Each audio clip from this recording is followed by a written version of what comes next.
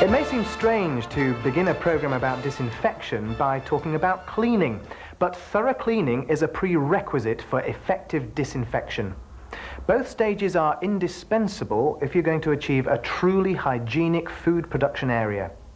In this program, we analyze the methods of cleaning currently used within the food industry. We consider the type of bacteria we're trying to combat. And finally, we assess the disinfectants most appropriate for controlling these bacteria. Well, let's first consider the methods used for cleaning and their relative merits and costs.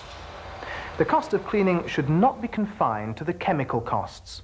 Although these are the most easily quantifiable, they're likely to represent only a fraction of the overall cleaning bill.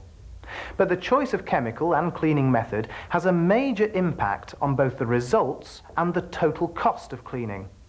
For example, poor choice of chemical and application technique could greatly increase labor costs. Well, this type of problem is most often associated with manual cleaning. For small areas and particularly intricate machinery, manual cleaning may be the only method which will give satisfactory results.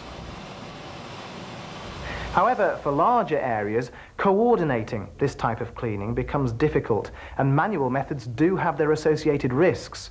In the interest of operator safety, it's not desirable to handle concentrated chemicals. What's more, dilution is difficult to control and can result in overusage, which increases costs, or underusage that makes cleaning ineffective. These inherent weaknesses have led to the development of more advanced cleaning methods. The first of these is high-pressure cleaning. This method uses mechanical energy in the form of a pressurized jet of detergent solution. The chemical is automatically diluted into the water supply, which makes it safer for the operator. But the contact time between chemical and soiling remains low, and the use of excessive pressure to compensate for this can lead to problems with electrical and other machinery. High-pressure cleaning can also cause aerosolation of bacteria. Bacteria contained within aerosols can then be redeposited on previously cleaned food contact surfaces.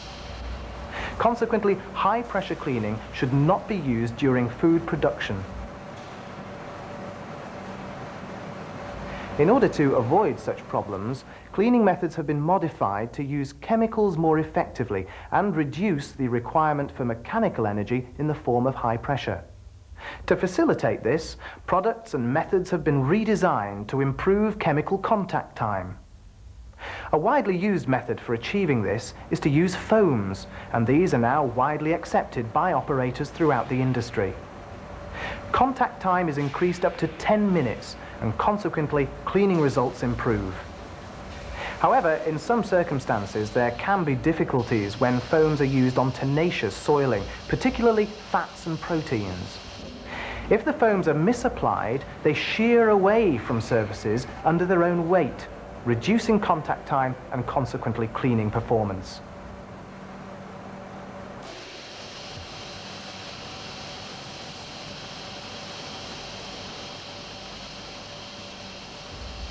Rinsing also needs to be handled carefully because large quantities of water and time can be needed to remove foam.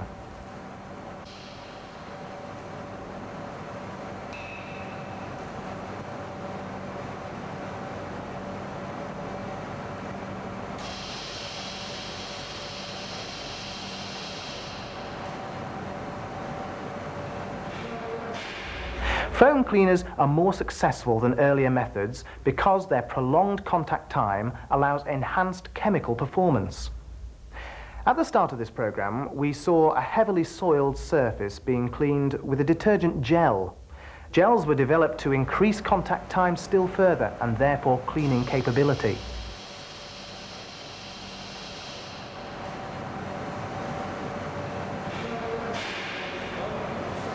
Gels can cling to soiling for as long as it takes to ensure effective cleaning.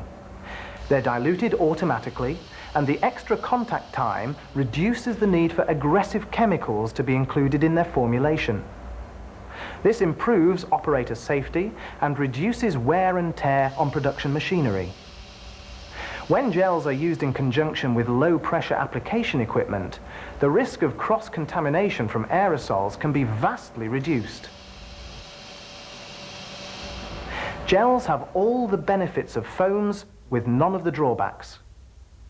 As explained, cleaning is the first stage in achieving a hygienic food production area. If cleaning is ineffective and some soiling remains, it will deactivate any disinfectant which may follow. This is because disinfectants are unable to distinguish between bacteria and organic soiling. The move from cleaning to disinfection represents the transition from removing visible soiling to removing invisible soiling.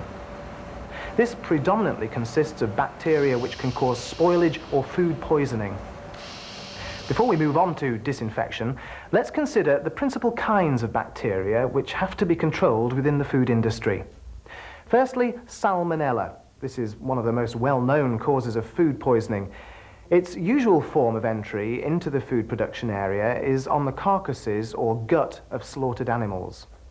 However, strict processing control with effective cleaning and disinfection will help prevent cross-contamination during further food processing. Although Salmonella species are perhaps the best known bacteria, another common cause of food poisoning is Campylobacter.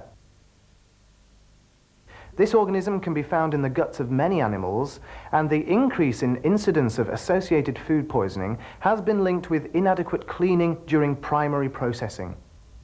Headlines relating to listeria have been widespread in recent years, and this emotive issue presents some particular problems. Listeria can continue to multiply, albeit slowly, at lower temperatures than most other bacteria. Therefore, temperature control becomes paramount. It also thrives in wet areas, so thorough cleaning and disinfection should be coupled with a policy of controlled water use. Escherichia coli, or E. coli, is a common food poisoning microorganism which can grow rapidly at ambient temperatures. Since it will grow inside a human host, strict attention to personal hygiene is the best method of control. Regular use of a well-formulated disinfecting soap followed by a post-wash hand disinfectant will make sure that risks from E. coli are minimized. Use of the best cleaning methods will greatly reduce the number of bacteria present on surfaces. However, even in the most stringent cleaning regimes, some bacteria will survive and subsequently multiply. It's therefore necessary to treat all surfaces with an appropriate disinfectant. It doesn't necessarily follow that the most aggressive disinfectant is the most appropriate for use within the food industry. For example, hypochlorites have seen their use restricted because they can corrode plant and machinery. A disinfectant used within the food industry should have the following characteristics. It should have a broad spectrum kill. It should be non-tainting. It should not be aggressive towards production plant or personnel. It should be suitable for use at low concentration. The most widely used disinfectants within the food industry are quaternary ammonium compounds, amphoterics, and biguanides. Quaternary ammonium compounds and amphoterics kill organisms by binding tightly to their cell membranes and preventing transport of nutrients into the cell or waste products out of it. Poorly formulated disinfectants of this type will have their mode of action disrupted in hard water conditions. Consequently, it was once believed that bacteria could build up resistance to both quaternary ammonium compounds and amphoterics. Dr. Martin Jones from Unilever Research has conducted extensive work in this area. For a number of years, there's been uncertainty about the ability of bacteria to build up resistance to particular disinfectants. We've shown that tolerance can be acquired by repeated exposure to low levels of basic biocides. The problem is with bacteria such as Pseudomonas that biocides are unable to penetrate the outer layers of the cell. These layers are held together by calcium and magnesium ions. By incorporating an effective chelating agent into the formulation, these metals can be removed. This destabilizes the outer layer and allows a biocide to pass through and reach its target sites in the cytoplasmic membrane. This approach is effective even against highly resistant bacteria. It also ensures that disinfectants remain active at all water hardnesses.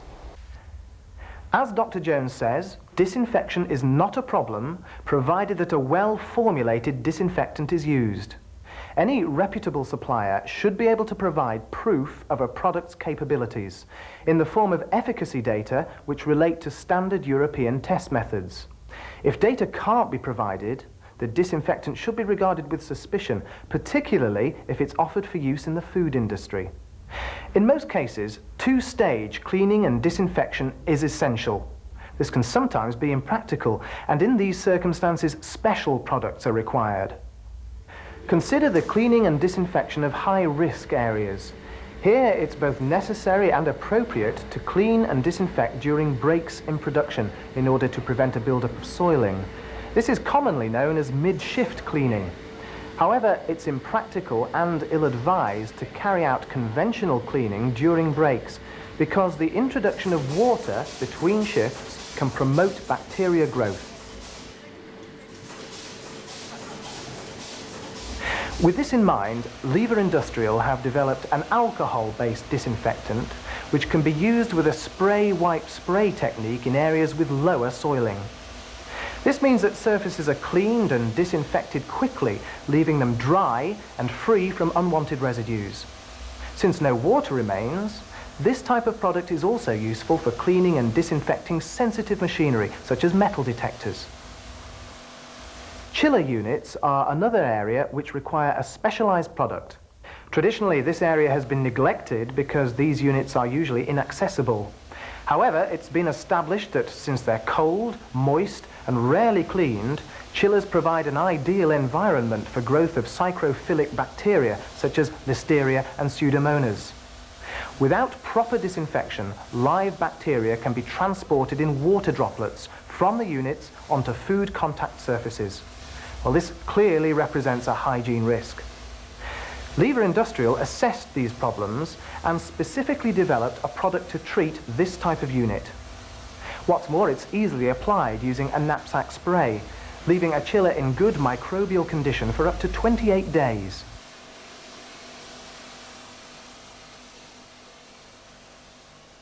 Throughout this program, we have highlighted the need for both thorough cleaning and effective disinfection. Remember, cleaning is a prerequisite for effective disinfection because soiling will reduce the performance of a disinfectant. The cost of using the best available methods of cleaning and disinfection are small compared to the overall running costs of a modern food production plant. However, dire consequences could result from the use of ineffective procedures, ranging from lost production due to spoilage, through to food poisoning outbreaks and, in extreme cases, closure. What's more, as a member of the public, I would hope that any factory producing food to be eaten by me or my family is using the very best methods of cleaning and disinfection available.